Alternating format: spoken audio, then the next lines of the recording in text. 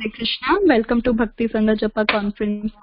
Today's speaker is Her Grace Sukheshwari Mataji. Mataji will speak on the topic of Sri Chaitanya Charitamrit, Madhya Leela, chapter 23, verse 78 onwards.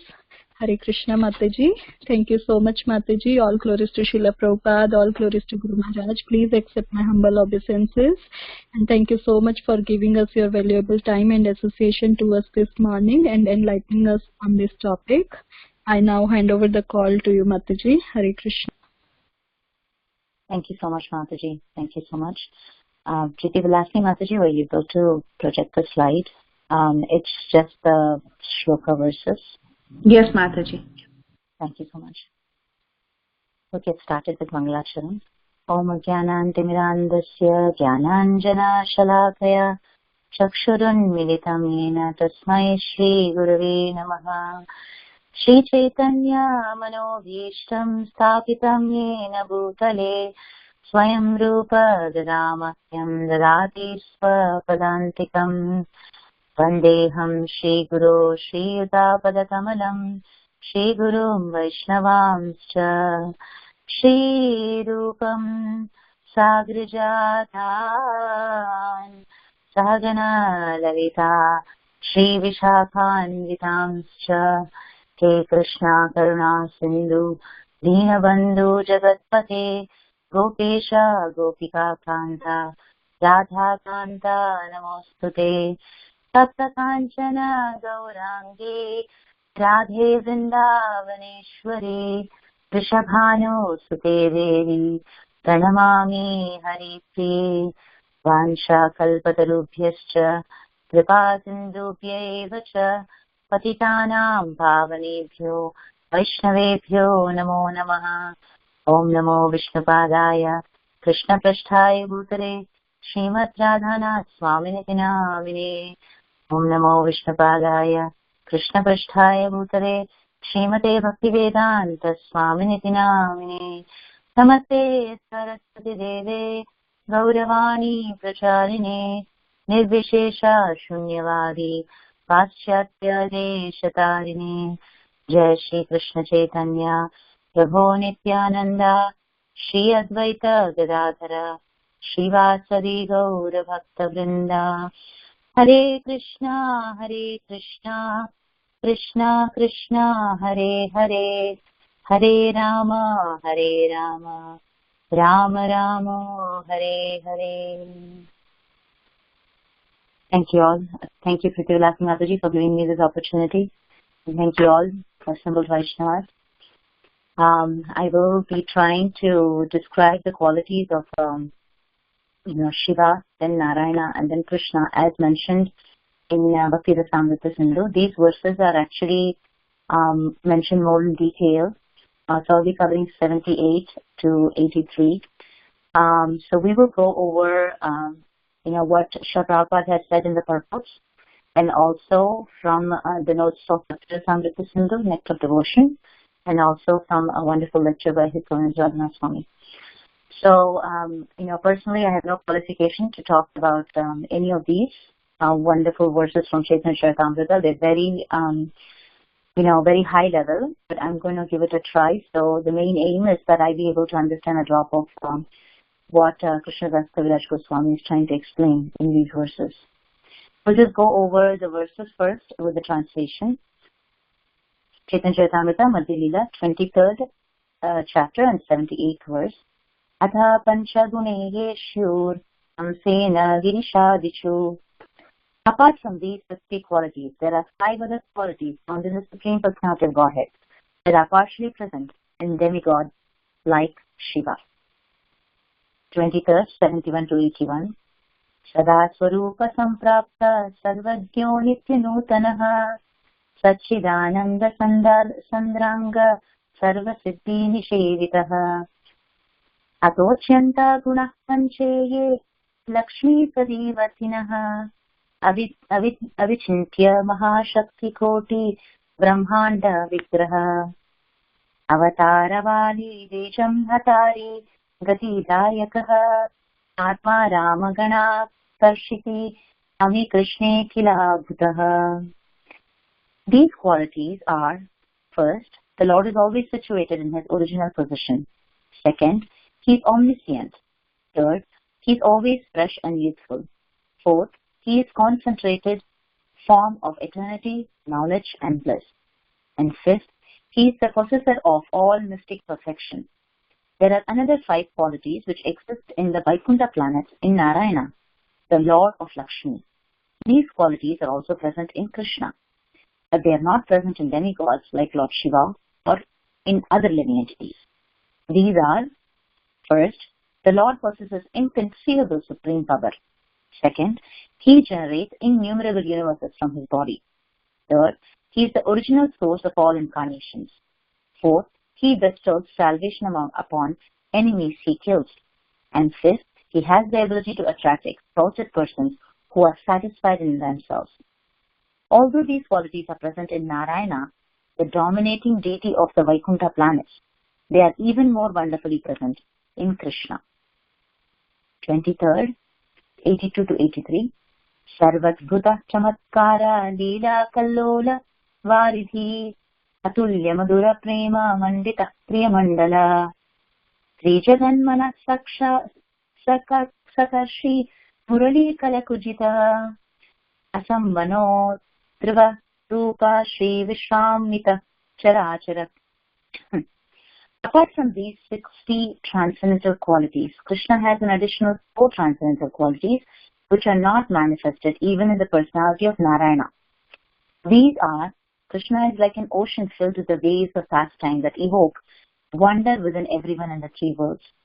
In these activities of conjugal love, he is always surrounded by his dear devotees who possess unequal love for him. Third, he attracts the mind of all 3 worlds with the melodious vibration of its flute. Fourth, his personal beauty and opulence are beyond compare. No one is equal to him and no one is greater than him. Thus the personality of Godhead astonishes all living entities, both moving and non-moving within the 3 worlds. He is beautiful, that he is called Krishna. So we're going to go over each and every quality that we just looked at. We'll go over a little bit more in detail. So going back to the slide 4, where we're looking at, I just want to recap really quick about what happened yesterday. So Mataji was explaining about the 50 qualities. So, we as living entities are part and parcel of Krishna. When a living entity becomes a pure devotee, at that time, he would have a minute part of these qualities within him. So those are the 50 qualities we talked about. But today we will be going in detail. So there are a total of 64 qualities that Krishna possesses in full. So the first 50 qualities is already done, and we're going to talk about the last 15 qualities of Krishna. And while we talk about that, we also will talk about how the first 5 of these 15, that is 50 is over, 50 to 55, those last 5 qualities is present in Lord Shiva in some part, and the next 5 is present in some part in Lord Narayana, and how the last 4 qualities, which I will be describing, is present only in Krishna. And what are those qualities? So Bhakti Rasamrita Sindhu is actually a beautiful book, and it is the Nectar of Devotion. It describes more in detail about this. So when we talk more in detail, like the Lord is always situated in his original position. He's omniscient, he's always useful and fresh. He's concentrated from eternity, knowledge and bliss. So we're going to go look at a few of those, in respect to our Bhakti Rasamrita Sindhu. So when we're looking at Krishna is he's changeless. Krishna does not change his constant position, not even when he appears in the material world. Like for example, when we take our birth in the material world, we are affected by 3 modes of material nature. But Krishna is not affected. In Srimad Bhagavatam, in the 1st canto, 11th chapter, it said that a special prerogative of the Supreme Controller is that he is not at all affected by the 3 modes of material nature. Prabhupada gives a very beautiful example. He tells, when a jailer enters the jail, he is not affected. He's the boss. He's the boss of the entire jail. He is not affected by anything that happens in the jail, like the rules and regulations. He can come in and he can go out at any time. but he is not affected by it. But if a person who is in the jail as an inmate, he will be affected. So similarly, when Krishna comes to the material world, he is not affected by the three modes of material nature. Now, very important, to overcome the influence of the material nature is very difficult. The devotees or the saintly persons who are under the protection of Lord are not affected. So again, we get when we are saying that a devotee, when he is under the protection of Lord, that devotee itself is not affected by the three modes of material nature. So you can imagine what to speak of the Lord, right? The next quality is he is all cognizant. He knows everything. He understands the feelings of all the persons. Let's think of a beautiful story from, when Durvasa Muni visits Pandavas. Duryodhana, he was very wicked, we all know, from Mahabharata. He arranged for Durvasa and his men to reach the place of Pandavas just when Pandavas' lunchtime ended. So the Pandavas could be caught without sufficient means to feed the large number of guests. Now, Krishna knows everybody's plan. Knowing the plan of Duryodhana, Krishna comes to Pandavas and asks Draupadi if there is anything that is remaining in the pot. Draupadi offered him a container in which there was only a little fragment of a little vegetable preparation. And Krishna just put that in his mouth. And, all of a sudden, the sages accompanying Durvasa, who are taking a bath in the river, they felt so much full. They felt like, our hunger is gone. I don't think we should go back to the Pandavas. So, this was possible because Krishna was all cognizant. He knew what happened. He understands what happens every moment, every place, in every person's heart. So but Krishna saved them. He saved his devotees, Pandavas, from this calamity from Duryodhana's trick. He was very tricky. But this happened because of Krishna's all cognizant quality. Now, Krishna is always ever youthful, ever fresh. Now, we have to remember that Krishna is always remembered and his name is always chanted by millions of devotees. So the devotees never become saturated. Instead of becoming disinterested in thinking of Krishna and in chanting his holy name, the devotees get newer and newer impetus to continue the process. Krishna is ever fresh. Now, there's a very beautiful thing in the first canto, 11th chapter, verse 33. All the queens of Dwaraka, they are goddesses of fortune, right? So these goddesses of fortune are very fickle and they're very restless. So no one can consistently captivate them. Thus, one's luck will always change sometimes. Sometimes some people are rich, sometimes some people are poor, right? But yet the goddess of fortune could not leave Krishna even for one moment when they were residing with him at Dwaraka. This means Krishna's attraction is ever fresh. Even the goddess of fortune cannot leave his company. So you can imagine. And there's another beautiful anecdote said in Lalita Madhava, where regarding Krishna's attractive features. He's ever youthful, ever fresh. And this statement is actually by Radharani herself, in which Krishna is compared to the greatest sculptor because he's expert in chiseling at the chastity of women. She says, although the chaste women may follow the rules and regulations of everything that the Vedic principle gives them to be faithful to their husbands, Krishna is able to break their stone-like chastity with the chisel of his beauty. Most of the girlfriends of Krishna were married, but because Krishna was their friend before their marriages, they could not forget Krishna's attractive features, which were always fascinating to them, all the time, even after their marriages.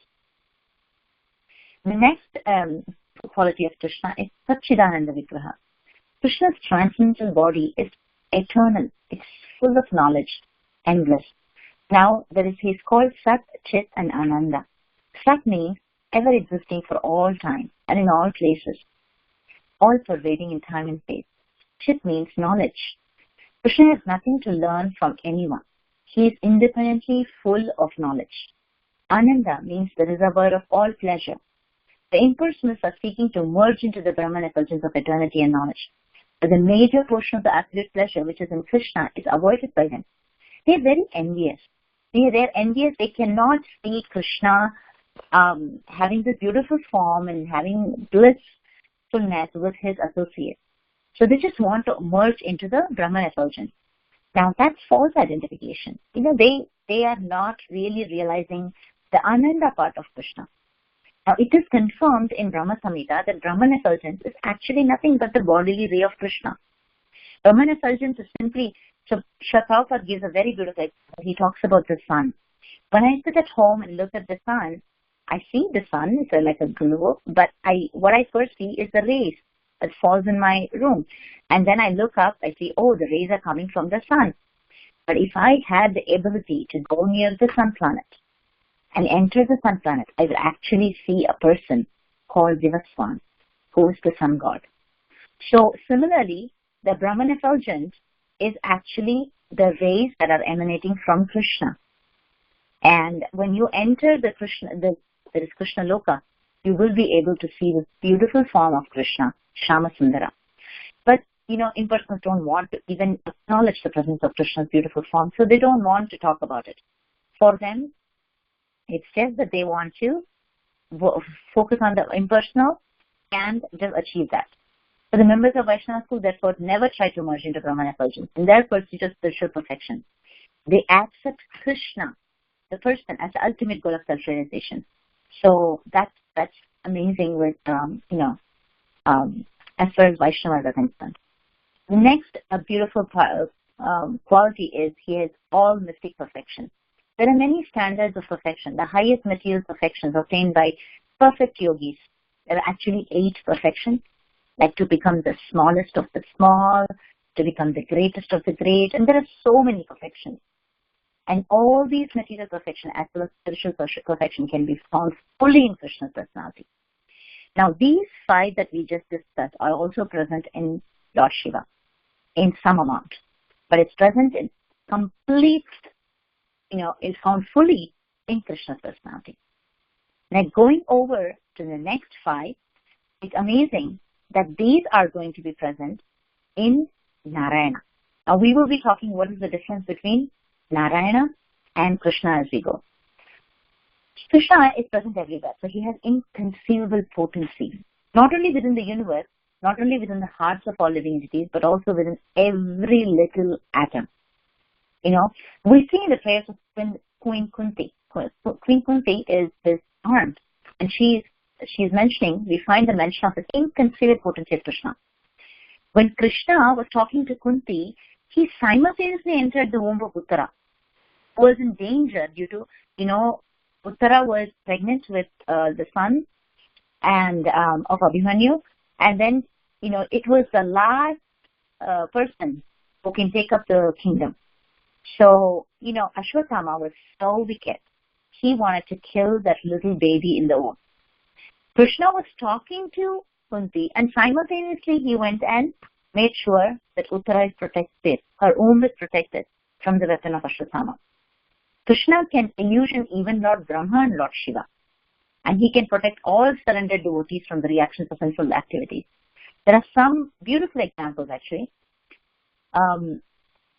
Sri Rupa Goswami actually says, Krishna was present as a human being. His mere shadow the whole material universe. He has expanded himself into so many cows and cowherd boys. Now this happens when Brahma, he comes and sees Krishna is a little boy. He is sitting down eating his yogurt rice. He's eating his laddu. He's sharing it with all his friends. They're literally taking it from him. He's taking it from them. He's thinking, oh, really? How can this be the same person? So just to test, he takes away all the cows and calves and the cowherd boys. But Krishna, of course, he's being the supreme. He expanded himself into so many cows, so many calves, cowherd boys, and he again manifested himself in all of them as four-handed Narayana. So he taught millions of Brahmas self-realization. And thus he is worshipped not only by the heads of the universe, but by everyone else also. So, it's just amazing that, to what extent it's very difficult for a living soul, a conditioned living entity to even start understanding Krishna's beautiful potency that he actually has. Krishna's next thing is Krishna can generate innumerable universes from his body. In 10th canto, 14th chapter, verse 11 of Srimad Bhagavatam, Lord Brahma says, my dear Lord, false ego, intelligence, mind, sky, air, fire, water, and earth are the material ingredients of the universe, which can be compared to a gigantic pot. Now, he's saying that he takes into account only one universe. Just imagine, Krishna is creating thousands of these universes. Now, how he's lying down, and from his skin pores, the universe is emanating, right? And now, as I said, I'm saying Krishna has all the potency within him, but these 4 or 5 that I'm explaining is present in Narayana as well. So the person who's actually lying down on the causal ocean is Karanodakashaya Vishnu, because he is the cause behind this, that's with Karana.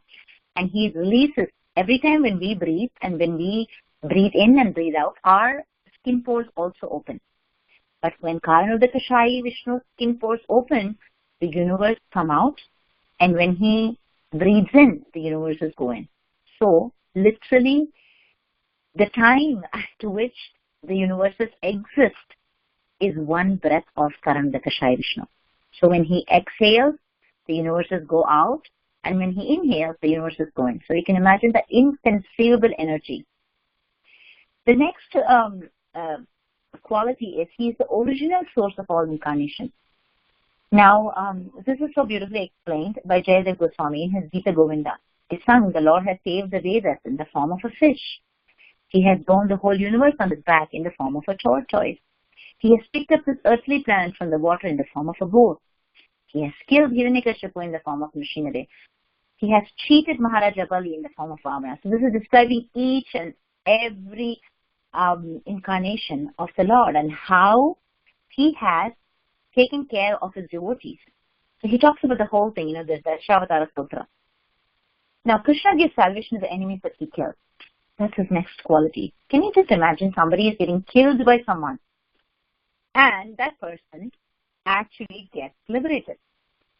For the impersonalists and the enemies of Krishna, liberation actually means merging into the Supreme. So we just talked about how impersonalists are inimical towards Krishna. They're always thinking about Krishna, but they're inimical. The demons and the impersonalists do not care for Krishna. Krishna is so kind that he gives this liberation even to his enemies and to the impersonalists. Then following statement in the connection, he says, "O Murari, Krishna, how wonderful it is that although the demons who were always envious of the demigods have failed to penetrate your military phalanx, they have penetrated the region of Mitra, the sun globe." The word Mitra is used metaphorically. Mitra means the sun globe, and Mitra also means friend. The demons who opposed Krishna as enemies wanted to penetrate his military phalanx, but instead of doing this, they died in the battle, and the result was they penetrated the clans of Mitra. Now, isn't that amazing? Just imagine that someone is actually going against you, but still gets benefited. Part of Krishna. Now, the sun flag is given here because the sun is ever illuminating like the sunshine sky. There are innumerable Vaikuntha planets. The enemies of Krishna were killed, and instead of penetrating Krishna's flanks, they enter into the friendly atmosphere of spiritual effulgence. That's the mercy of Krishna. Therefore, he actually delivers his enemies also. And the 60th is he as the attractor of liberated souls. Now, there are many examples of how Krishna attracted even great liberated souls like Shukadeva Goswami. Shukadeva Goswami, to start with, was actually an impersonalist. But when he smells the tulsi that was offered to the lotus feet of Krishna, he becomes a devotee. So you can imagine they are liberated souls, but they're getting attracted towards the beautiful form of Krishna. So that's why he is the attractor of liberated souls. How wonderful it is that although we are completely liberated from the desire and situated in the state of Paramahamsa, we're still aspiring to taste the pastimes of Radharani and Krishna. That's what they say. That's what the Kumaras, say in a statement. You can imagine how amazingly attractive Krishna is to the liberated souls. So these five of the, I'm going to go over it one more time to make it very clear. These five that I just described from 55 to 60, or, the first five were present only, the first five qualities were present in Krishna in complete, to part in Lord Shiva. The next five was present in Krishna in complete, and their qualities are also present in part in Lord Narayana. Now, the last four qualities that I'll be talking about is present only in Krishna. Now, what is that? Performer of wonderful activities. In Brihad Vamana Purana, the Lord says, although I have many fascinating pastimes, when I think of Rasa Leela, which I perform with gopis, I become eager to have it again. Now, isn't that amazing? There was Krishna wants to have it again. One devotee has said, I know about Narayana, a husband of goddess of fortune, and I also know about many other incarnations of the Lord. Certainly all pastimes of such incarnations are exciting to my mind. But still, the pastimes of Rasa Leela performed by Lord Krishna himself are wonderfully increasing my transcendental pleasure. So Krishna wants to have these wonderful connection with his devotees and lots of activities, a lot of pastimes. And when we look at this 10th canto of Srimad Bhagavatam, we actually can, hear the narration, beautifully narrated by Shukadeva Goswami on the beautiful activities of Krishna. And this next one is Krishna is always surrounded by loving devotees. Krishna means, I'm just not talking about Krishna alone. Krishna means his name, his qualities, his fame, his friends, his paraphernalia, his entourage. All of these are included. When we are speaking of a king, it is understood he is surrounded by ministers, secretaries, military commanders, and so many people. Similarly, Krishna is not impersonal. In Vrindavan, he is surrounded by the gopis, the cowherd boys, his father, his mother, and all the inhabitants of Vrindavana. The gopis, in one of the beautiful verses of Srimad Bhagavatam, in 10th canto, gopis lament, my dear Krishna, during the daytime, when you go out into the forest of Vrindavana, with the cows, consider every moment to be 12 years. It's very difficult for us to pass the time. And again, when you come back at the end of the day by seeing your beautiful face, we are so much attracted that we are unable to stop looking at you constantly. So, this is something for conditioned living souls who live in a well, like Srila Prabhupada mentions, the Kupastamandika philosophy, where even you're living in a well as a frog, you won't understand what it is like in the ocean outside. So it's until unless we are helped by the Guru Parampara to really understand what this means, we won't be able to relate to it. We need to be able to chant and, of course, grow in our spiritual life, so we'll be able to understand these pastimes of Krishna. Krishna has this beautiful, attractive flute. The next quality that's only there in Krishna. It's not there in any of the living entities, not in Shiva, not in Narayana as well. So here he tells the gopis, tell Mother Yashoda, when your son plays on his flute, Lord Shiva, Lord Brahma and Indra, although it is supposed to be the greatest learned scholars and personalities, everybody is bewildered. So in Vidagdha Madhava, Rupa vibration of Krishna's flute, the sound vibration created by the flute of Krishna wonderfully stopped Lord Shiva from playing his Dindima drum. The same flute has caused great sages like the four Kumaras to become disturbed in their meditation. It has caused Lord Brahma, who was sitting on the lotus flower for the creative function, to become astonished.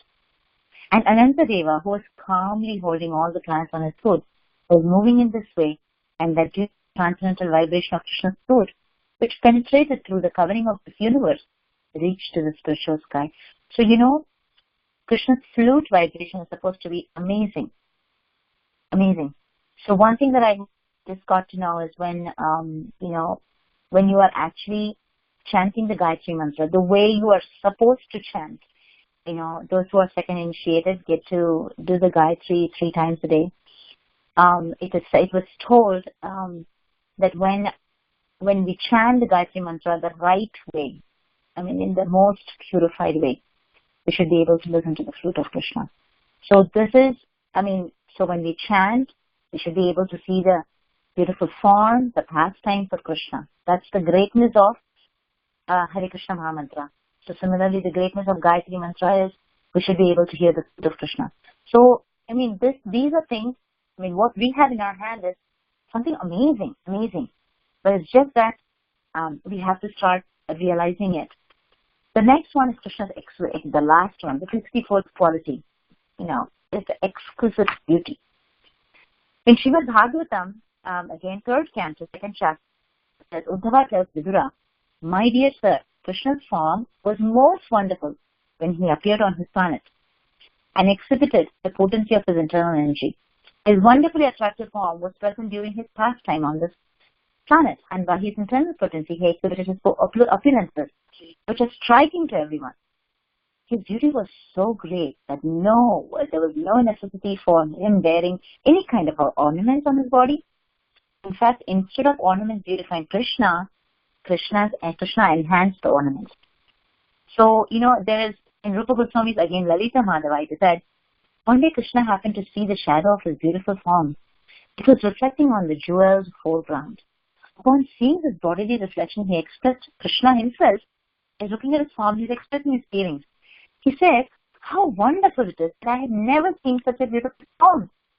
Although it is my own form, still, like Radharani, I'm trying to embrace this form and enjoy celestial bliss.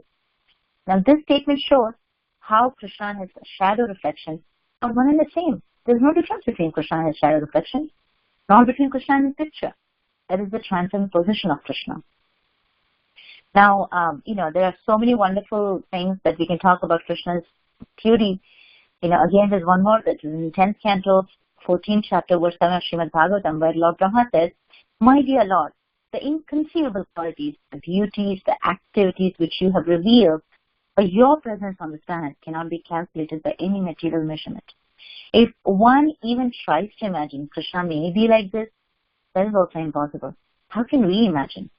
The day may come when the material scientists, after many, many births of many, many years, will be able to estimate the atomic constitution of the whole world. Or he may be able to count the atomic fragments that permeate the sky. Even if they try so hard, they can't even understand one drop of Krishna's beautiful form. Forget about Krishna's form. They can't even understand one drop or estimate a drop of what the universe contains. So it's very, very hard. It's not difficult.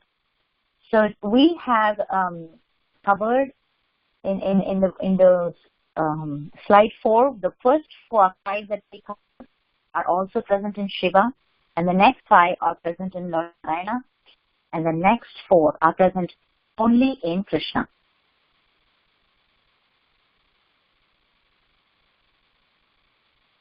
Hare Krishna. Mataji, can you hear me? Yes. Okay. Yeah, one thing I was just thinking I wanted to share is when we're looking at these beautiful pastimes, we get to see there are different categories of devotees. We're talking about the spiritual world, which is Vaikuntha planets or Goloka Vrindavan. There are different kinds of devotees. Now, the pure devotees are actually 2 types. Personal associates who are Parishat or the neophyte devotees and Sadhaka. So, perfect servitors of the Lord are considered as the personal associates. Whereas devotees who are like all of us, who are endeavoring to attain perfection, are called neophytes. Now, among the associates, some are attracted by the opulence of the personality of Godhead, and others are attracted by the nuptial love of Godhead. Now, the former are placed in the realm of Vaikuntha to render reverential devotional service, where we just talked about Narayana having, always people who are living in Vaikuntha planets are in the reverential mode. They want to serve Narayana as their king, as, in awe and reverence. But in Vrindavana, it's direct service to Krishna. Here the categories of great devotees are given. It is explained, like, for example, the sadhaka. He's a neophyte devotee is advancing on the basis of, following regulator principles, and for why is he doing that? For the purpose of allowing natural attraction for Krishna to take place. Lord's personal associates are those pure devotees who have attained the perfection in life, in the sense they are attracted by the natural instincts to the loving service of the Lord. And here it is described that such pure devotees are categorized as those who are attracted by the sense to somebody who is attracted by the natural love. Means very intimate. So the former goes to Vaikuntha. Now Vaikuntha is that place where pure souls who are completely, they have loving surrender to Lord. So what is the difference? Let's look at the difference between people who go to Vaikuntha and who go to Goloka Vrindavan. And everybody is happy. I mean, if we are a soul that just comes from one place, we'll be super happy just going back there doing our service. But the difference is, Vaikuntha is that place where those souls are just, they want to just be the servitor of the Lord. In Vaikuntha planets, everyone recognizes that Narayana is the supreme, and he is absolute truth, and how infinitely blissful it is that they never have to suffer birth, death, and never have to suffer old age and disease. Now, in pure spiritual bodies, they reciprocate loving service to the Lord. The Lord is the supreme master, and they are eternally loving servants. That is Vaikuntha. That's spiritual world. But it's described in Brahma Samhita and also explained by Srila Prabhupada that all the Vaikuntha planets, let's say, you put all of them the place where Nrsimhadev, where Lord Rama or Vamana, all the incarnations have their own beautiful Vaikuntha planets. Goloka is considered as the highest of all the spiritual realms because there the sense of awe reverence is forgotten due to an intensification of one's intimate affection for Lord Shri Krishna. In Goloka Vrindavan essentially there are three rasas. They have Sakya Rasa, they have Vatsalya Rasa and Madhurya Rasa. Now we'll look at how these work. Loving friendship, love as a parent as well as a conjugal lover. It is described that even servants of the Lord are mixed with these higher, more intimate affections.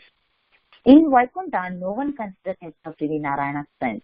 So you can imagine everybody sitting on a lotus seat, they want to serve him. Forget about being Narayana's friend, not to speak of his parent or his lover.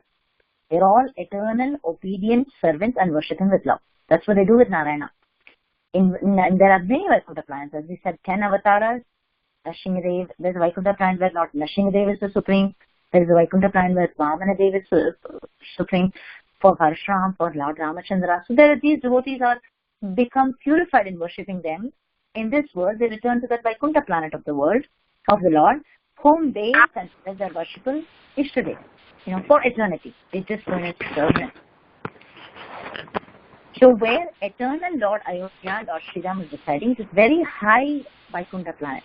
There we find Hanumanji, who is eternal servant of Lord Ram and simply wants to obediently engage in Ram's service every day, night, in the morning and night. He carries out all the orders given by Lord Rama. He does not consider himself as a friend of the Lord. He considers himself simply the most fortunate of all living beings, because he is ever allowed by the grace of Ram to engage in his obedient service. That's it. It's all completely awe-driven. Now coming to Vrindavan. But you see in Vrindavan, such as the servant as Hanuman would not fit, because in Vrindavan nobody is obedient servant of Krishna.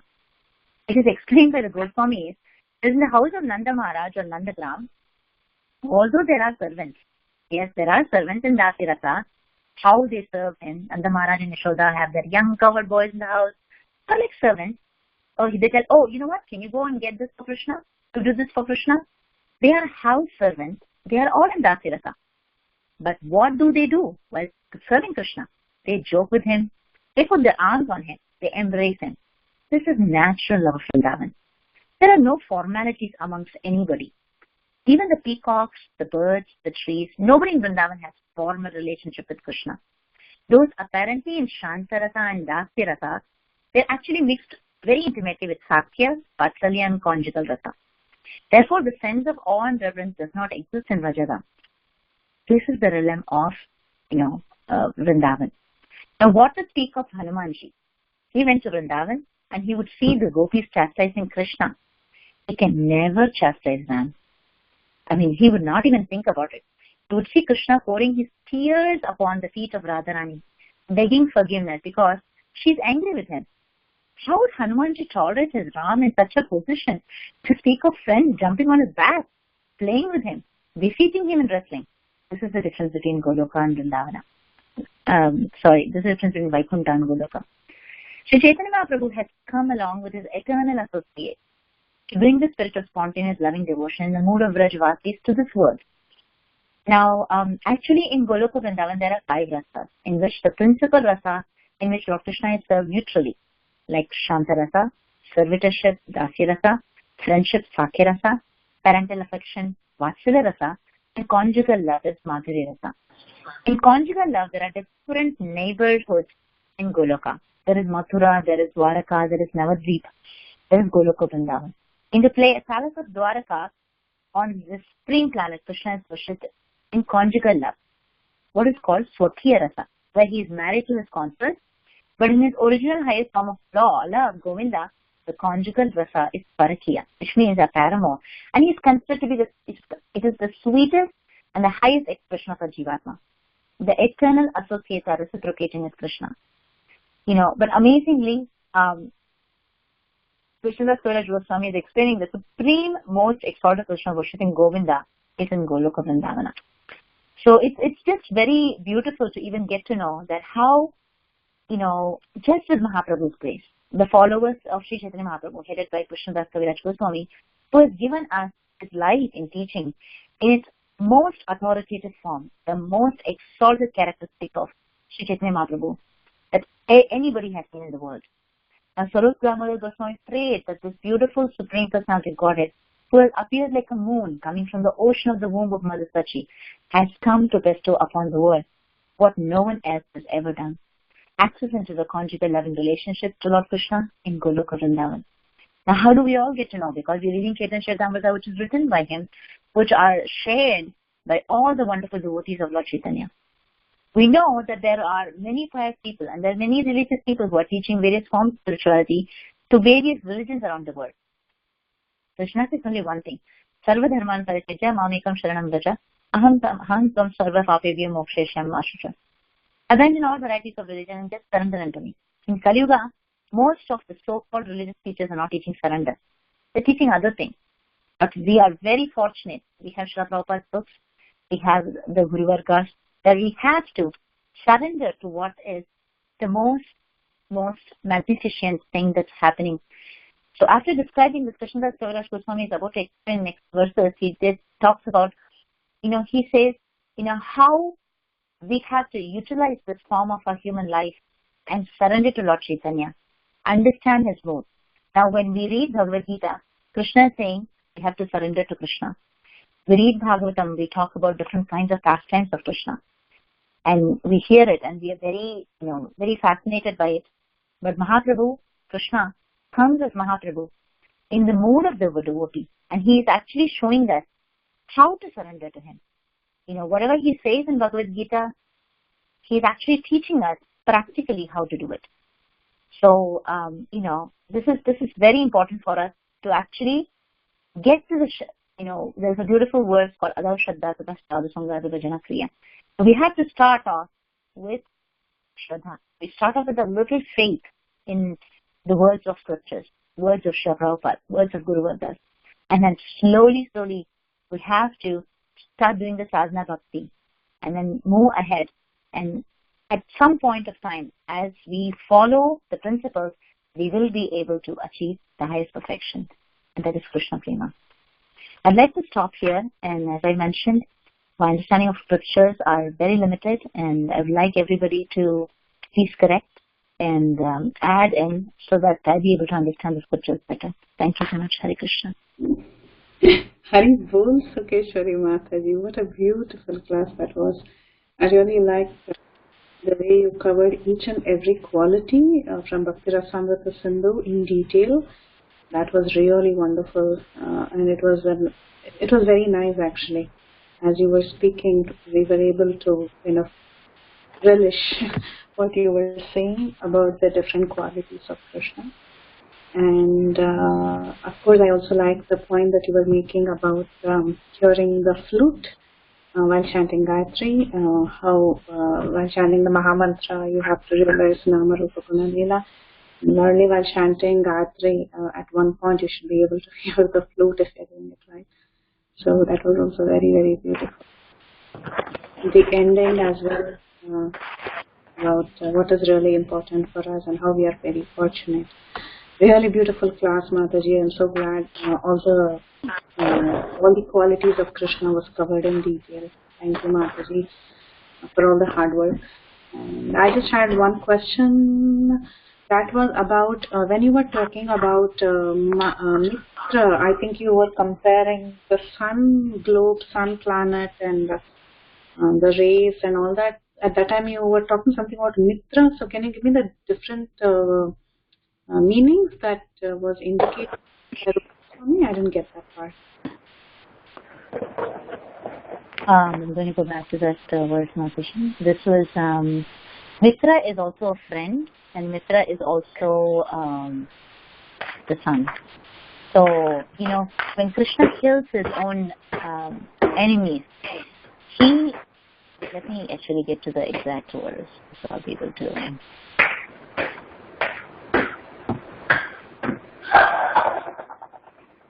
So the main purpose behind using that thing is, even though the person is actually inimical to Krishna, Krishna is letting him become his friend. by giving him a chance to merge, because he is inimical, he cannot be serving Krishna directly.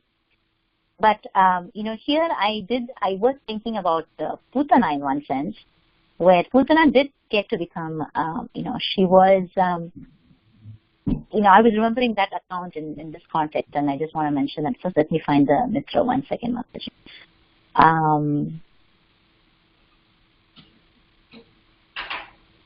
Okay.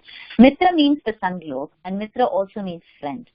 The demons who opposed Krishna as enemies wanted to penetrate his military lines. But instead of doing this, they died in battle, and the result was they penetrated the planet of Mitra. So Mitra means sun globe. Does that help, Mataji? In other words, they entered the Brahman effulgence. Oh, okay. The example of sun planet is given here because the sun is ever illuminating, like the spiritual sky, where there are innumerable illuminating Vaikuntha planets. So the enemies of Krishna were killed, and instead of penetrating Krishna's phalanx, they entered into the friendly atmosphere of the surface. Instead of penetrating Krishna's what? So, it is a word, I don't know if I'm saying the word right. It's a word called phalanx. Like, for example, Phalanx. A body of police officers standing or moving in close formation. Okay, got it. Okay. Yeah, PHALANX. Got it. So they wanted to penetrate Krishna's phalanx instead, like that, compared to like that, they penetrated. Yeah, so they actually penetrated Mitra. Oh, that was so beautiful, right? I mean, such a beautiful comparison. Nice, very nice, Mataji. Thank you so much.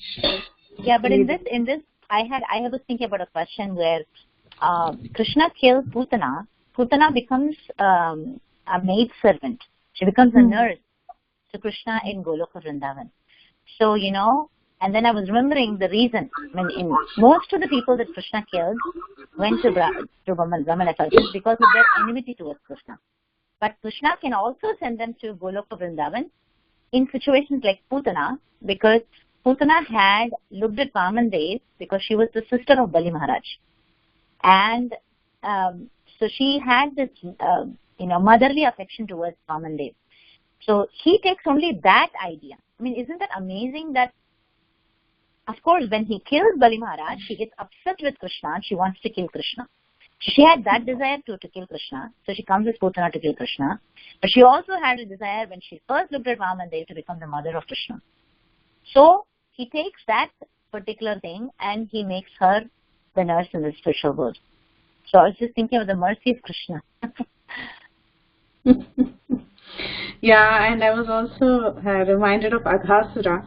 So Aghasura also, he attained the Sarupya, Bhagavatam says, and it's strange because he was just a demon and he should have only deserved impersonal. But however, since he was like a playground and amusement park and all that. He served them by swallowing them and keeping everyone together, and he did a lot of service, so he was also benefited. There is probably a story that's connected to why he achieved Sarupya, Mataji, like Putana's story. The previous life. Yeah, there are demons in Vrindavan Leela, right? Some previous life stories are there. Yeah, previous life. Yeah. Do you know that? What is the Leela? There's a big list, right? I can probably just send a link.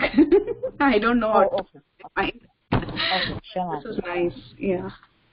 Thank you, Mataji. Yeah, I mean, everything is connected. There is nothing that happens out of blue. There is everything. There's a connection. Why Krishna does anything. Very beautiful. Thank you, Mataji. And after the questions are done, but maybe just like I'm just speaking on behalf, I'm taking the role of Vrinda Gopika Mataji, and I wanted to request you to sing something. But first, let's finish questions, and if you still have time, then maybe you can just sing Dashavatar Stotra or something for us today. It will be nice, just 2 minutes. Sure, Mataji.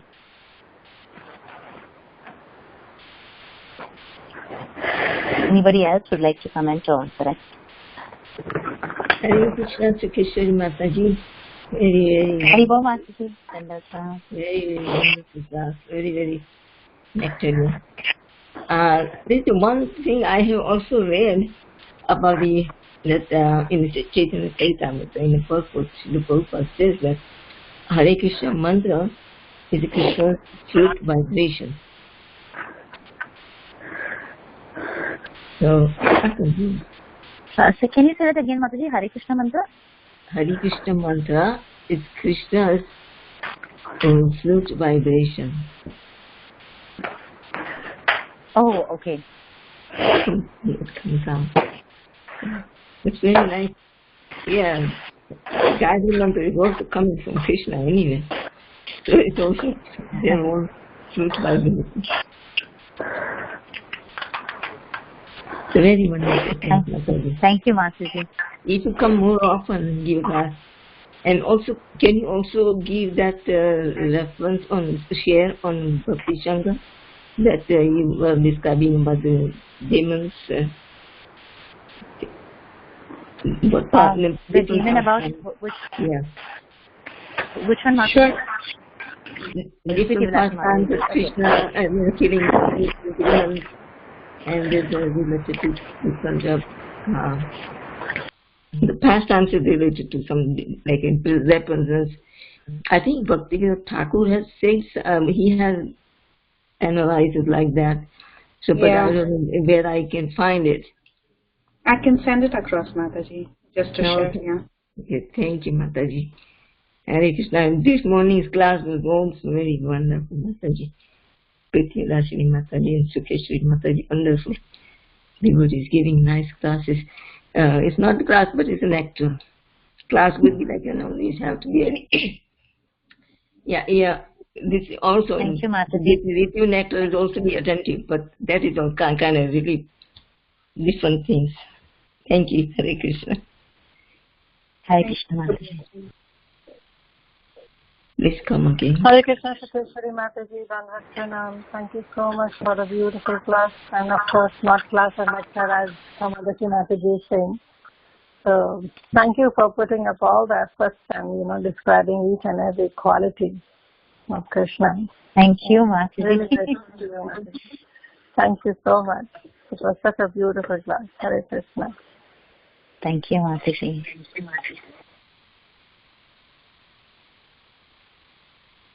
Hare Krishna Mataji, Dandavat Pranam, Jai Srila Prabhupada. Thank you very much, Mataji, for the beautiful class. So, one question I have is, I heard you mentioning about like when we chant Gayatri Mantra, we should be able to hear the flute sound of Krishna. So, I am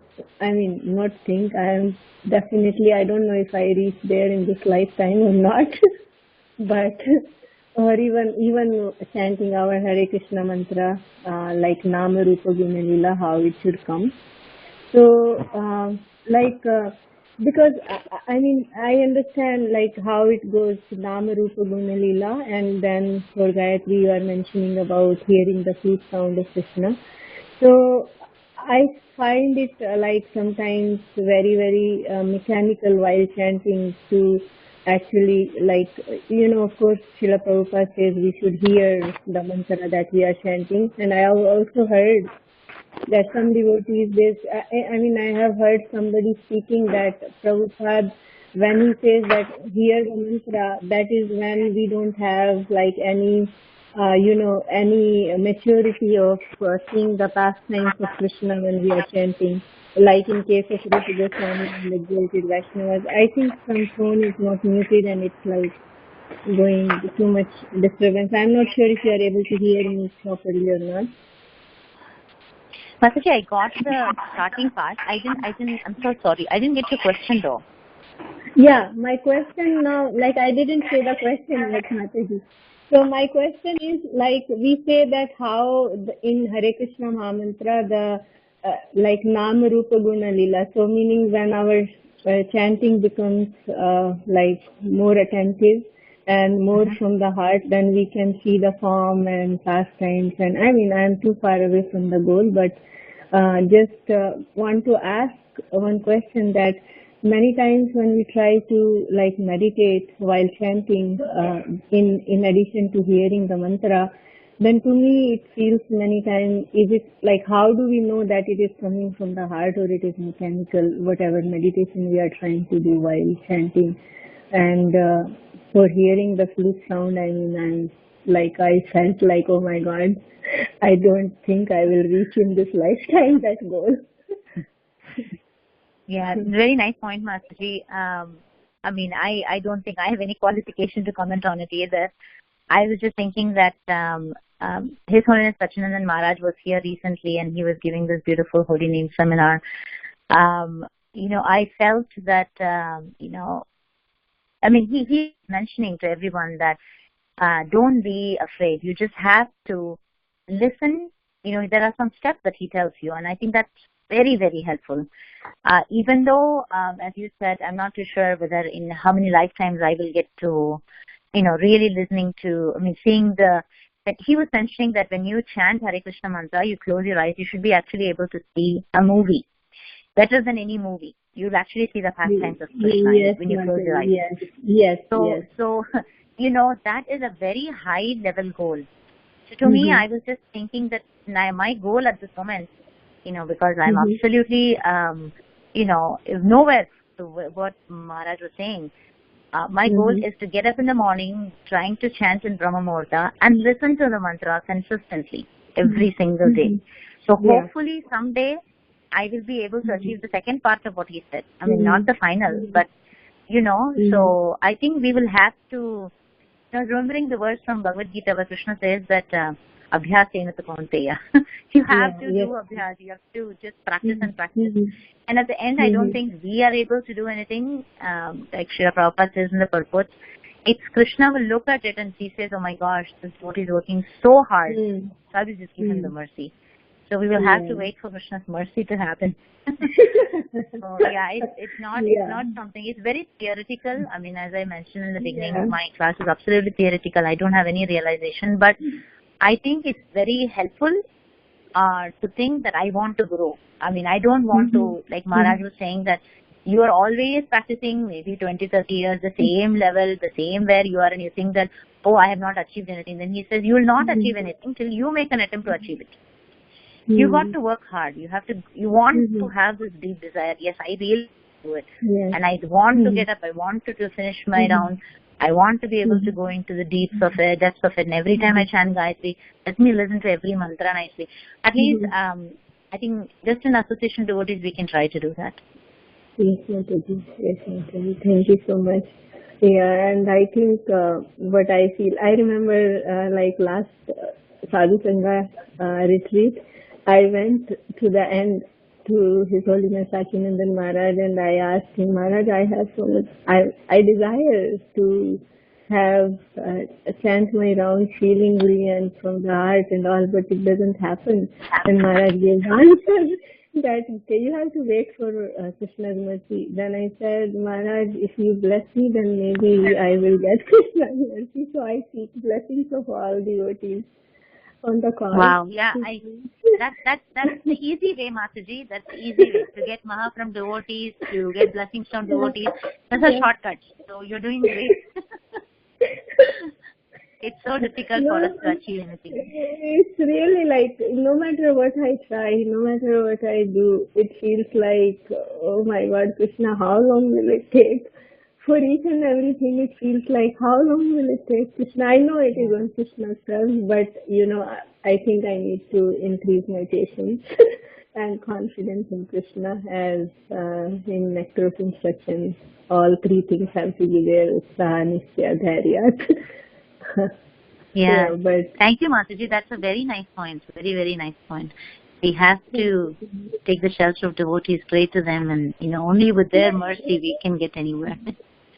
Yeah, it feels like that, Mataji. I mean, because every morning we sing Guru Astakam, right? Yasya Prasadat, Bhagavad Prasado. So it feels like without mercy nothing will happen, and that mercy will come only when devotees and the spiritual master is pleased with me. And I think I keep offending devotees. So that is again going in the opposite direction, right?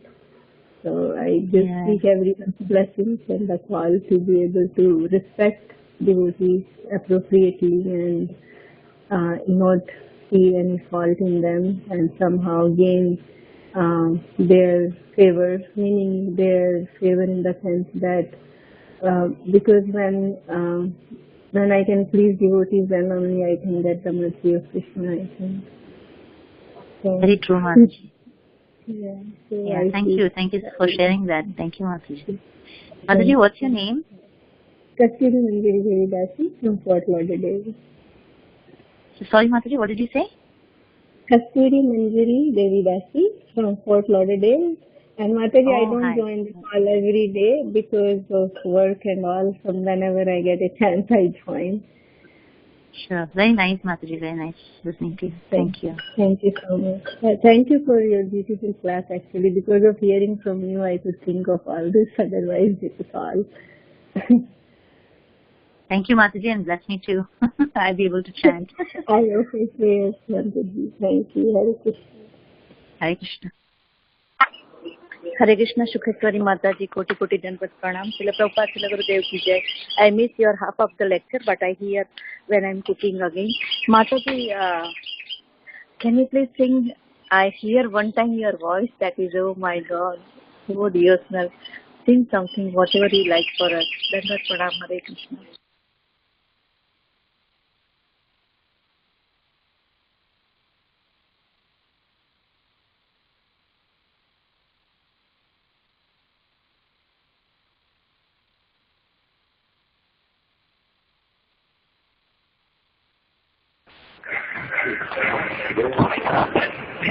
Amazing.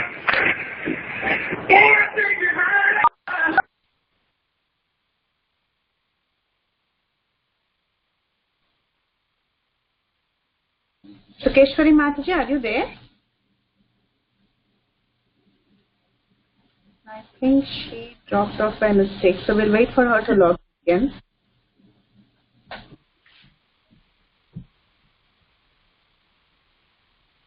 Maybe she didn't want to. Somehow she dropped off.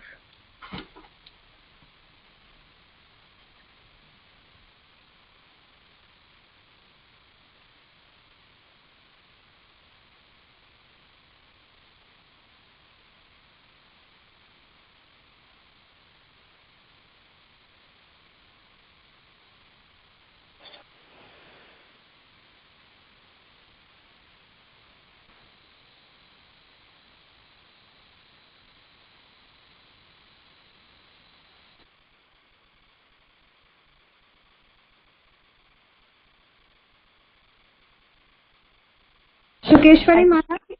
Yeah. Sorry, Mataji, I just dropped off. Sorry. Yeah. Sorry, Mataji, somebody was starting just to ask a question, but I didn't hear anything. No, it was Vrinda Gopika Mataji. She was asking you to sing. So. Oh, okay. And anyone else before that has any questions? Then we can get to the next part. Okay, Mataji, please honor our request. Hare Krishna. Mataji, I was thinking that I would. Can I just do the small part of the Gita Govinda? Yes, Mataji. We're talking about that. Yeah. Because the Dashavadara Sutra is also very big. I didn't want to take so much time from devotees. Yeah. So this is called Chandana Charchita. It's a very extremely esoteric song, and I don't understand any of it, but I love the song so much. I love to sing it, but yeah. Chandana Charchita Neela Kalevara Pitavasana Vanamali Kirichalanmai Kundala Mandita Gandayuga Smita-shali Haririhamudhavadhuni kare Vilasini vidasati Kirivare Kapi vilasavi Lola vilochana खेलन जनितमनोजम् ध्यायति मुग्धवधूरदीपम् मधुसूदनवदन सरोजम् शश्यति कामपि शृण्वति कामपि रमयति कामपि रामा पश्यति तस्मित चारुतराम् अपरामनुगच्छति वामम् हरिरिह मुक्तवधूनिकरे विलासिनि विलसति केलिवरे चन्दनचर्चित नीलकलेवर पीतवसन वनमाली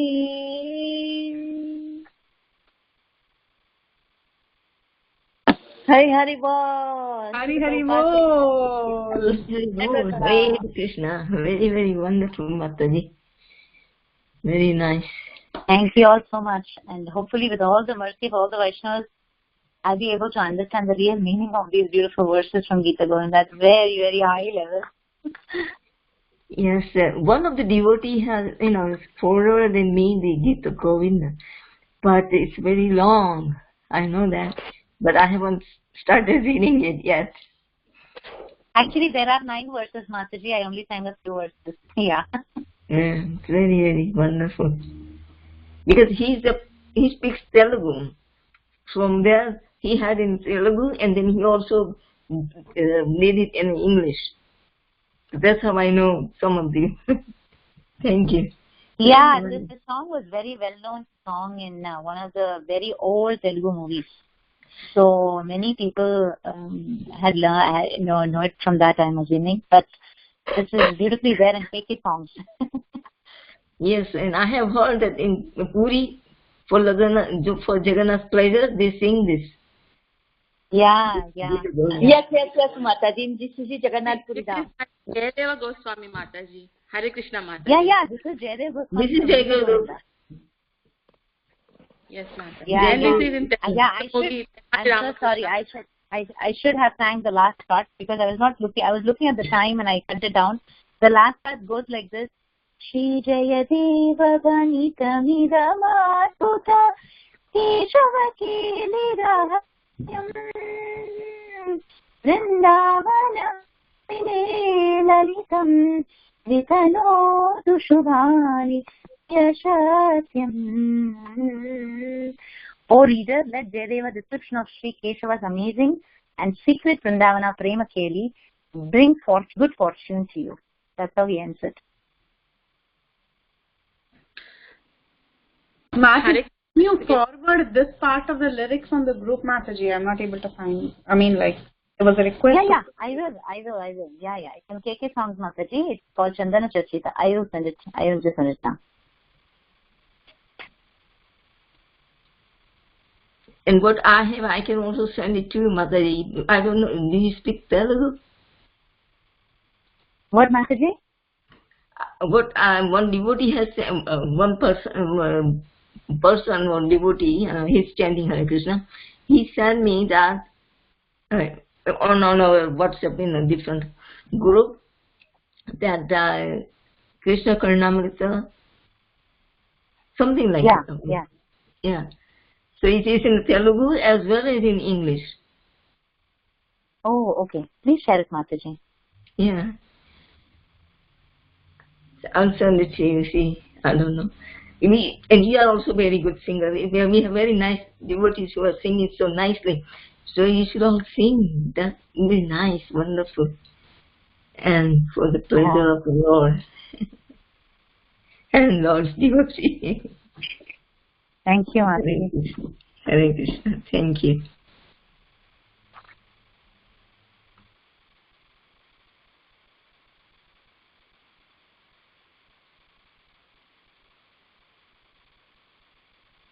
Hari Bol. So anyone else has any questions, comments, realizations? Any other requests from Mataji? Okay, I think Mataji also has to leave early today. So let me see if I've muted anyone. I'm so sorry. Okay. So anyone else has any questions? So thank you again, Sukeshwari Mataji. This was a beautiful comeback. I think you're coming after so many months on the call to give a class. So it was very nice to have your association after a very long break. Please come more often and give us your association, Mataji. You can end the call. Vancha kalpatarubhyascha kripa sindhubhyaiva cha patitvanam pavanebhyo vaishnavebhyo namo namaha. नंद कोटि वैष्णव वृंद की जय, श्रील प्रभुपाद की जय, रामाचार्य श्रील हरिदास ठाकुर की जय, श्री चैतन्य चरितामृत की जय, हर ग्रेट सुकेश्वरी माता जी की जय, अनंत कोटि वैष्णव वृंद की जय. Thank you so much, Mataji. Hare Krishna. Hare Krishna, Mataji. Hare Krishna. Thank you so much, Mataji. Hare Krishna.